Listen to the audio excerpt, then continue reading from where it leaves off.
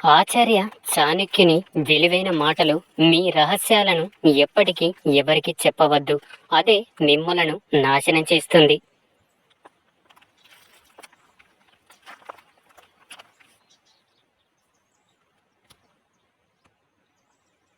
నీవు విజయం సాధిస్తే నీ శ్రేయోభిలాషులకు నీవేంటో తెలుస్తుంది. ఒకవేళ అపజయం పొందితే నీ శ్రేయోభిలాషులకు ఎవరో నీకు తెలుస్తుంది.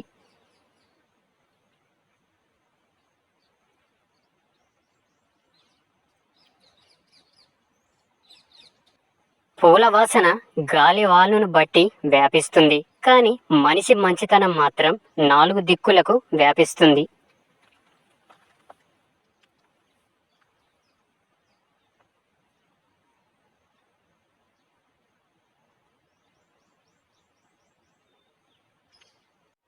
మన మీద మనకుండే నమ్మకం శత్రువును భయపెడుతుంది. మన మీద మనకుండే అపనమ్మకం శత్రు బలాన్ని పెంచుతుంది.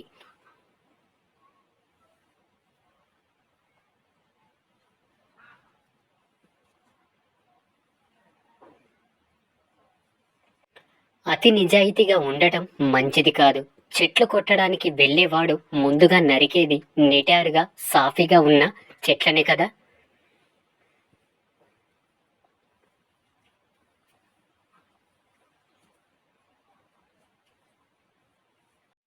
ఎందుకు ఈ పని చేస్తున్నావు? దీనివల్ల ఫలితం ఏమిటి? ఇందులో విజయం సాధించగలనా? ఈ 3 ప్రశ్నలు వేసుకోకుండా ఏ పని మొదలు పెట్టకూడదు.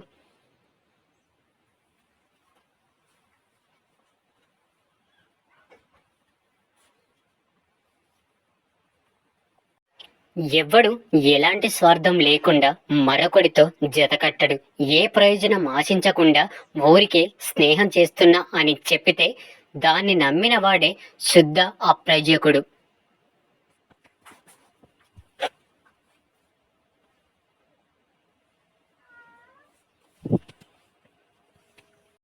భగవంతుడు విగ్రహాల్లో ఉండడు.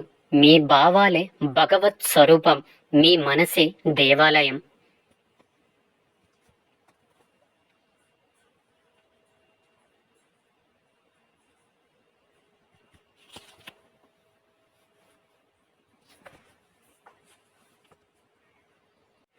మనిషి తన చేతలతో గొప్పవాడు అవుతాడు, కానీ జన్మత కాదు.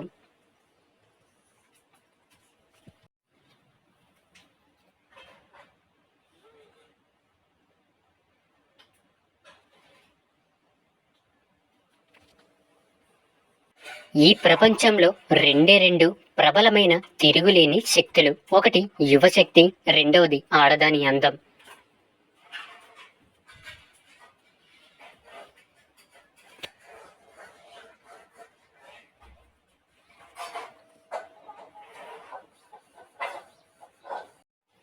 వేరే వారి తప్పుల నుండి పాఠాలను నేర్చుకో. ఎందుకంటే అన్నిటినీ నీ సొంత అనుభవంతో నేర్చుకోవడానికి నీకు ఈ జీవితకాలం సరిపోదు.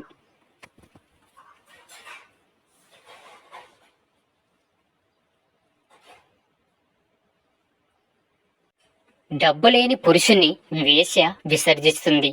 ఓడిపోయిన రాజుని ప్రజలు విసర్జిస్తారు. పళ్ళు ఇవ్వని చెట్లని పక్షులు విసర్జిస్తాయి. ప్రపంచంలో అందరూ వారి వారి స్వలాభాన్ని చూస్తారు. ఎప్పటి వరకు మన నుండి జనాలకు లాభం ఉంటుందో అప్పటి వరకే మనకు విలువ ఉంటుంది.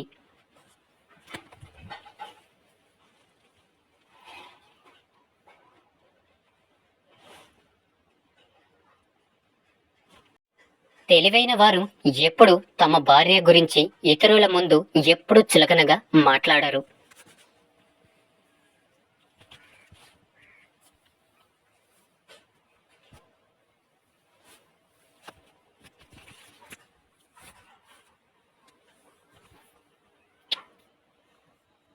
మీరు మీ కర్మని నమ్మండి, కానీ రాశులను మాత్రం కాదు. ఎందుకంటే రాముడిది రావణాసుడిది ఒకే రాశి, కానీ ఎవరి కర్మానుసారంగా వారు తమ ఫలితాలు పొందారు.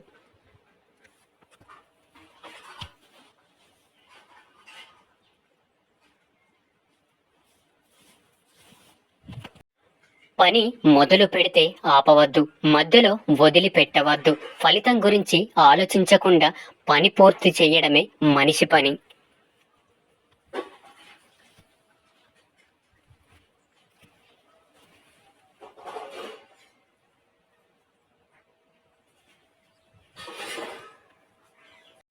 మనిషి జీవితంలో చేసే 7 తప్పులు: 1.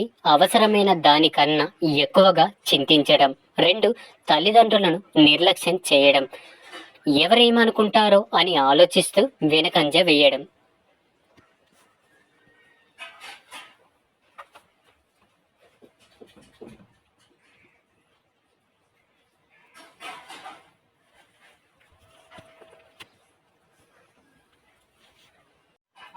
ప్రేమించిన ఆత్మీయుల వద్ద నిజమైన ఫీలింగ్స్ చూపించలేకపోవడం. గతం లేదా భవిష్యత్తు కోసం ఆలోచిస్తూ వర్తమానంలోని మధుర క్షణాల్ని కోల్పోవడం. జీవితంలో రిస్క్ తీసుకోలేకపోవడం.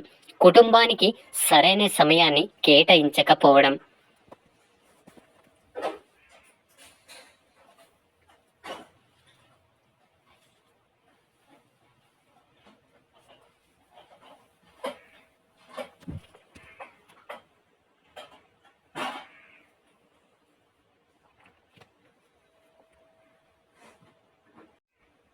ఎవ్వడు ఎలాంటి స్వార్థం లేకుండా మరొకడితో జతకట్టడు.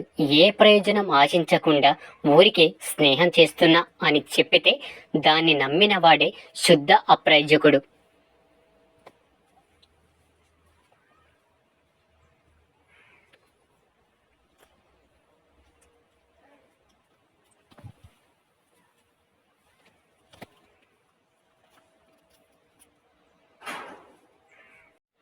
డబ్బులేని పురుషుణ్ణి వేష విసర్జిస్తుంది. ఓడిపోయిన రాజుని ప్రజలు విసర్జిస్తారు. పళ్ళు ఇవ్వని చెట్లని పక్షులు విసర్జిస్తాయి. ప్రపంచంలో అందరూ వారి వారి స్వలాభాన్ని చూస్తారు. ఎప్పటి వరకు మన నుండి జనాలకు లాభం ఉంటుందో అప్పటి వరకే మనకు విలువ ఉంటుంది.